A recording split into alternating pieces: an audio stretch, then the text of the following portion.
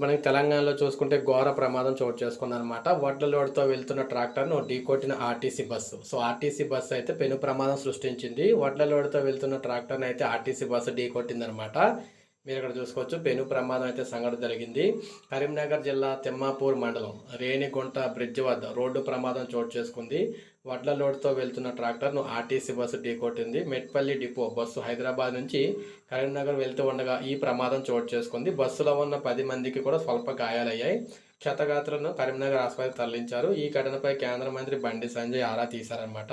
బాధితులకు మెరుగైన వైద్యం అందించాలని కోరడం అయితే జరిగింది. సో, ఏది ఏమైనా వరుస ప్రమాదాలు చోటు చేసుకుంటున్నాయి తెలంగాణ వైపు. అది కూడా ఆర్టీసీ బస్సులకు అయితే జరగడం ప్రమాదం అనమాట. ఆర్టీసీ బస్సుల్లో ప్రయాణించిన వాళ్ళు సేఫ్ అయితే ఉంటుందనుకుంటారు. అటువంటిది మనకి ఇక్కడే ప్రమాదాలు అయితే జరుగుతూ ఉన్నాయి. ప్రభుత్వం దీనికి సంబంధించి చర్యలు తీసుకోవాలని చెప్పేసి అందరూ కోరుతూ ఉన్నారు. సో, ఇది మనకు అప్డేట్. ఒక లైక్ చేయండి, సబ్స్క్రైబ్ చేసుకోవద్దు. మన ఛానల్ సబ్స్క్రైబ్ చేసుకొని ఫాలో అవుతుండండి. ఇలాగే మీకు లేటెస్ట్ అప్డేట్స్ అందిస్తూ ఉంటాను నేను.